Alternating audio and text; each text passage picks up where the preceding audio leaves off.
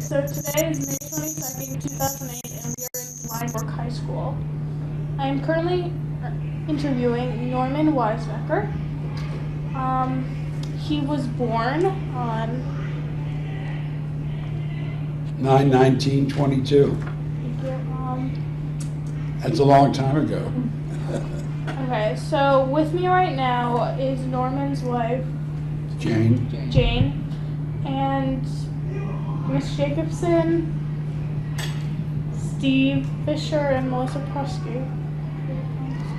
And currently we are working with the Library of Congress. Oh, okay. So, Mr. Weisbecker, where were you drafted? Did you draft or did you enlist? No, I wasn't drafted. The war had started in December of 41.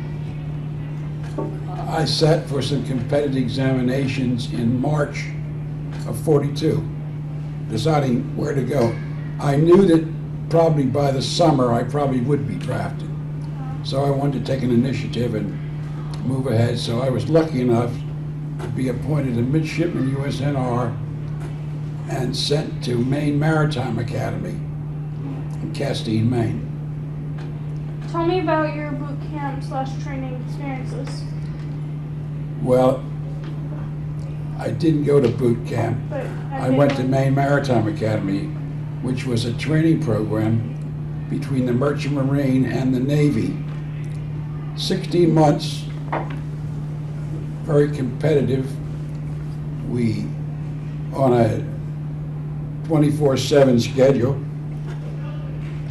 In the 16 months, we spent 2-3 months periods aboard a training ship where the midshipmen took over the whole ship. There were 240 of us that reported July 1st, 42. And after that training, it graduated 141. And at that time, we were commissioned as an ensign in the U.S. Navy and as a third mate for the Merchant Marine, all tonnage, all ships. So at that time, I was ready for the war. Which wars did you serve in? Which wars? Yeah, did you serve in any others? I stayed just one, World War II. That's enough. What was so did you see combat? Yes, I did see combat. I was sent within the first 7 days of graduation from Maine Maritime. The Navy sent me on active duty to the Pacific. And I reported aboard the USS Ormsby, an attack transport, which is looks like a great big cargo ship, but it's not. It's loaded with guns and certain areas where you could carry 2,000 troops, and the boats to land them on the beach, and it had 450 crew and 40 officers. That was my first duty station. Were there many casualties in your unit?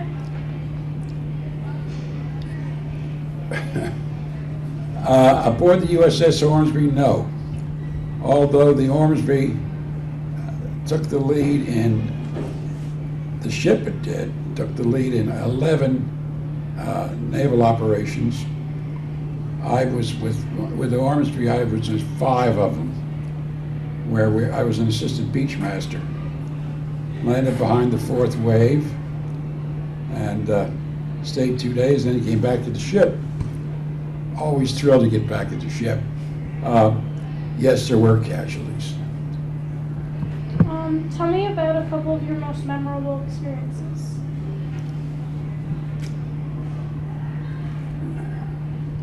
That's interesting. The whole war was a memorable experience. And I might say this: I went in as a young guy. I was just old enough to be commissioned at 19, and I came out a man. He served with men. He did men's jobs, and that was probably the most memorable experience the whole war. And of course, as the war ended, I met a tall, pretty First Lieutenant Army nurse who was just back from England, my current wife. So that was it, yes. Still want to talk about experiences? Where are you on your outline there? Yeah, just your experiences during the war. Well, there was a period, the last year and a half of the Pacific War, I volunteered and got into the underwater demolition operation. These were special forces. We were known as frogmen. And we did pre-invasion work. And we did a lot of work in the Philippines. And then the most outstanding thing there was our operation at Okinawa. That was the last operation of the war and the biggest. And that was the period when the Japanese, who had their back against the wall, introduced the kamikaze airplanes.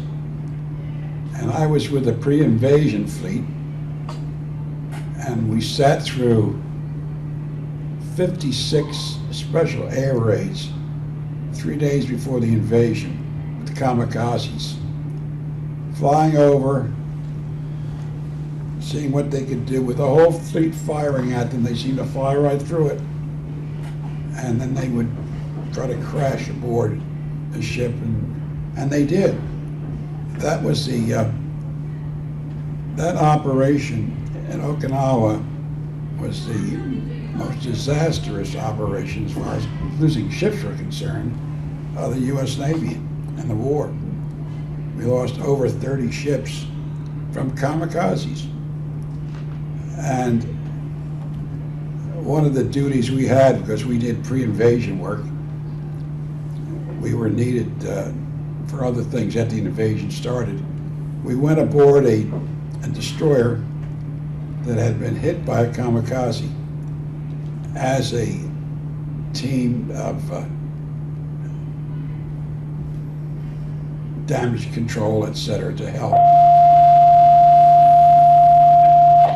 And aboard, and when you go aboard a ship like that that's been hit, the kamikazes hit right below the bridge and blew out the entire bow of the ship.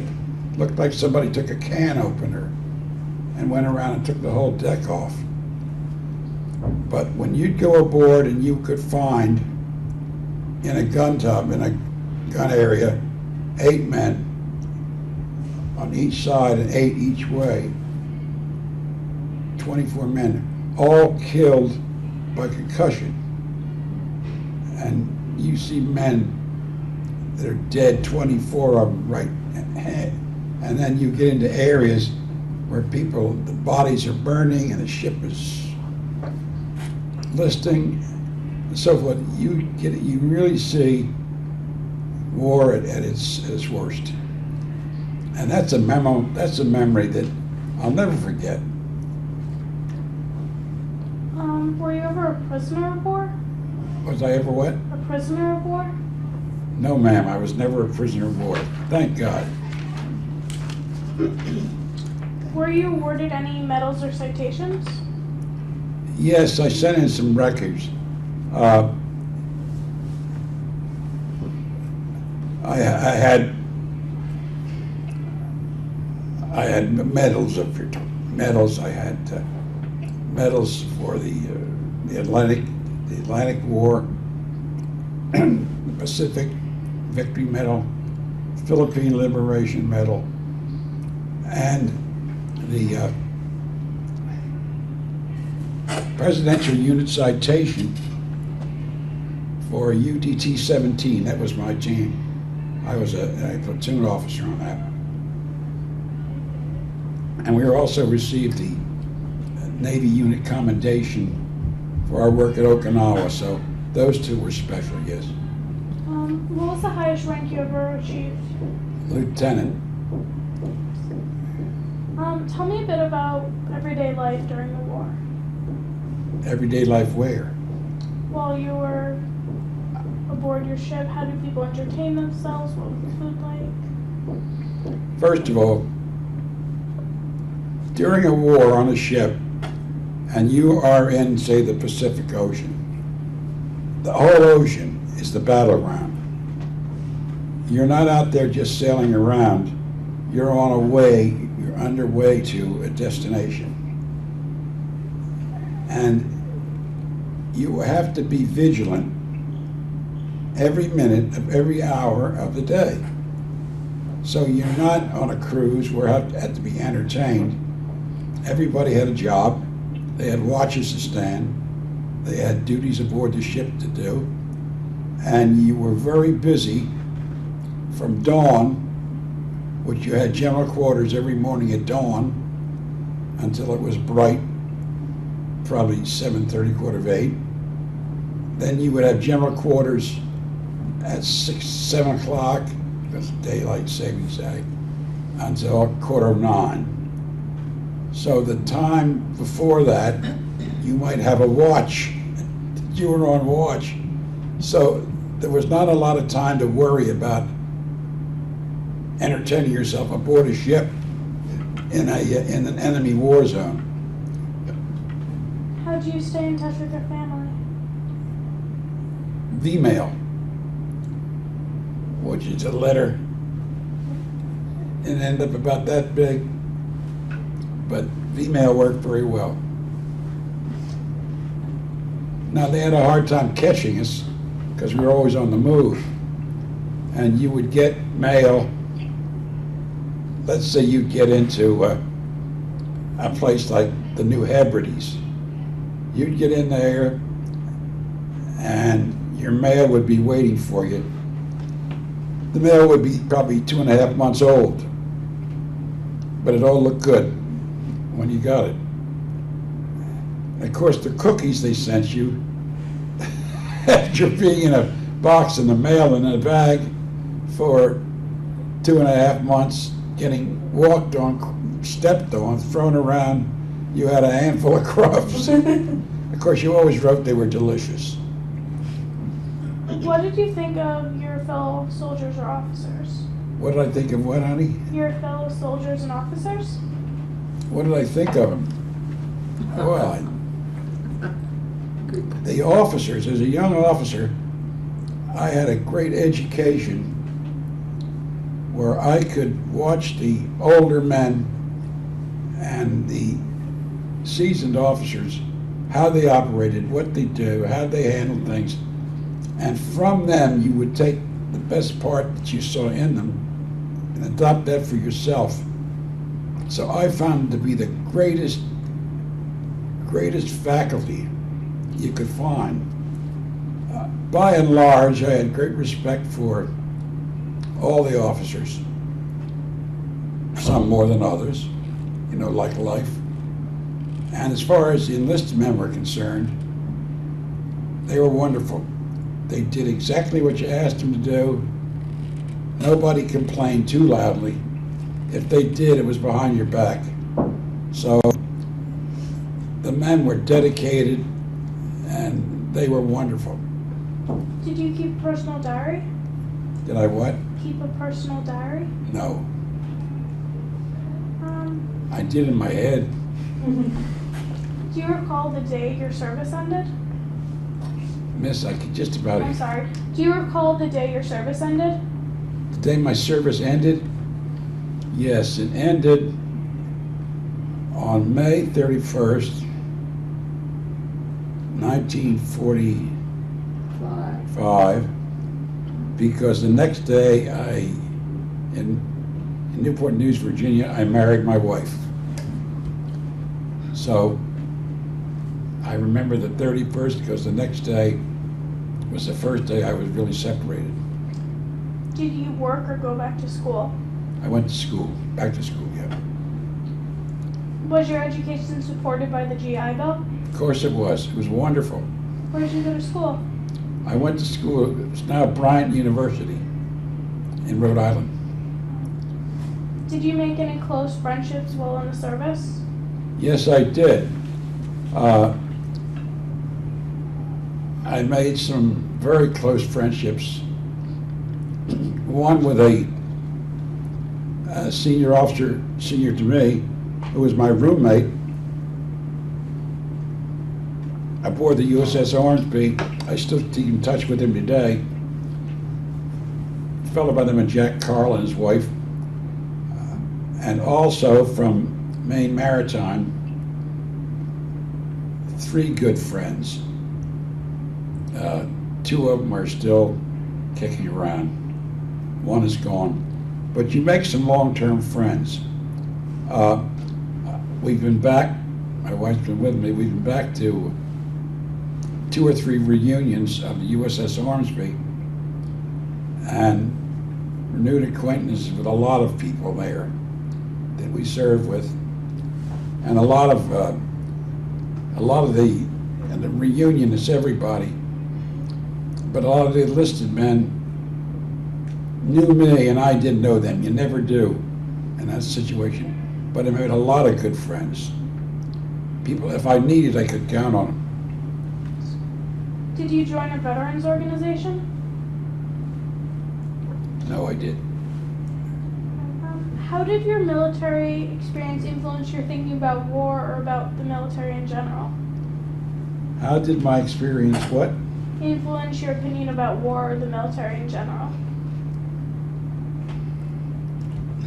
That's an easy one. I don't think that I'm going to be in the majority of people who answer that. I found that war was a wonderful climate. Don't think I'm crazy. A wonderful climate to meld together people into units, teams, ship crews, airplane crews, melding into each other under a common goal. Very complicated business, but very well run. And I found that it has an advantage that you end up with some very, very dedicated people. As far as, yes, I saw a lot of death. Fortunately, I wasn't among them. And the only thing that bothered me about war was when looking at a dead Marine on the beach at one of the islands that we invaded. In my mind, I saw at least 40 people whose lives were going to be shocked by the death of this one Marine. Not the Marine himself, his problems were over, but the family and the cousins and the friends. And I figured, maybe it's more than 40, but I figured there were 40 people whose lives were going to be shook up. And that's the part I hated about the war. It affected an awful lot of people who had nothing to do with it except live through it. And I think war affects well more than just the troops. How did your service and experiences affect your life? I found a nice wife.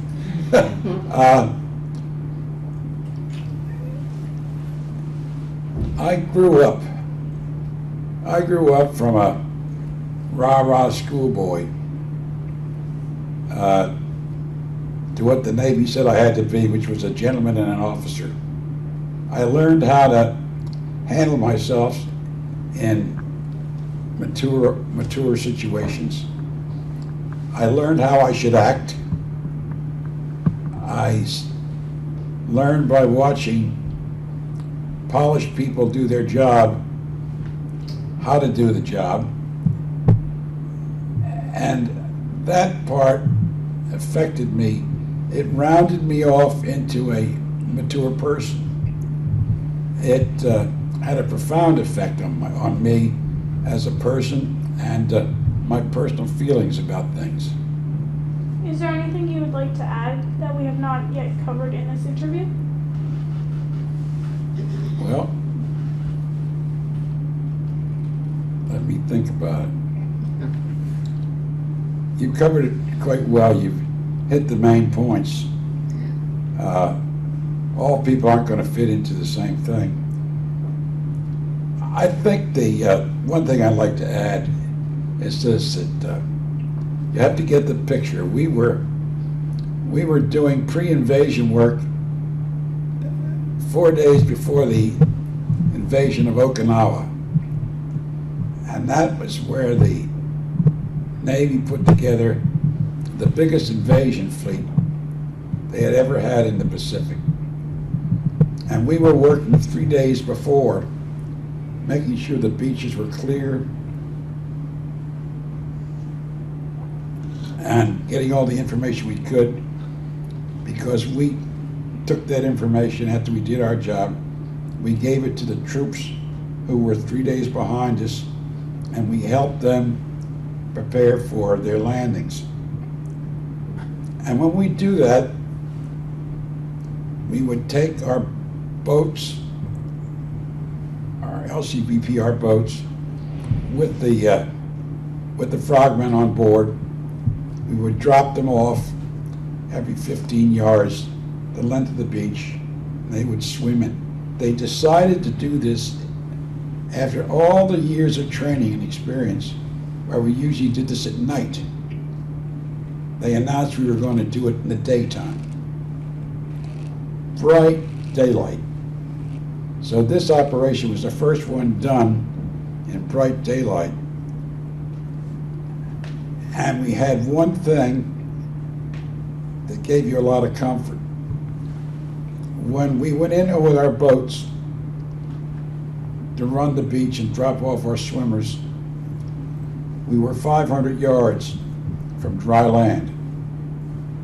And another 1,000 yards behind us was the bombardment fleet. And what was so impressive at Okinawa was that there I was dropping off our people, lining things up, and I had a radio that could call fire. Behind me, just my area, I had 7 cruisers and 2 major battleships. And I know the first thing I saw, there was a road leaving the beach, going off the beach, and I saw some smoke that we were being fired on. I didn't see anything in the water, but I saw the smoke, and that was fired. They were closed in like a pillbox. So I picked up the radio, called it in, told them who I was, and I gave them coordinates. I had a map. Gave them coordinates and told them we had some action there, and da-da-da-da. Well, it didn't take a minute, but all of a sudden, these cruisers started firing their 8-inch guns. Boom, boom. Then the battleships put some shots over. It's like a freight train going over you. And then I watched as these things hit the target I had selected. And when the smoke cleared, there was no target, there was no road. You could call down this radio, here was this lieutenant junior grade in a boat telling over 8,000 people, plus all the guns and so forth, where to shoot to protect us. And there was no problem. There was no question. I said where it was, and that was the impressive thing. You had a might behind you that was staggering. And to think that you could call the fire from a fleet like that, that was probably more fire than John Paul Jones ever called in his whole life. Thank you very much. Okay, that the end? Sorry. Okay? No more questions? Okay? I think we've gone through the war. Thank you for asking us. Thank you so much.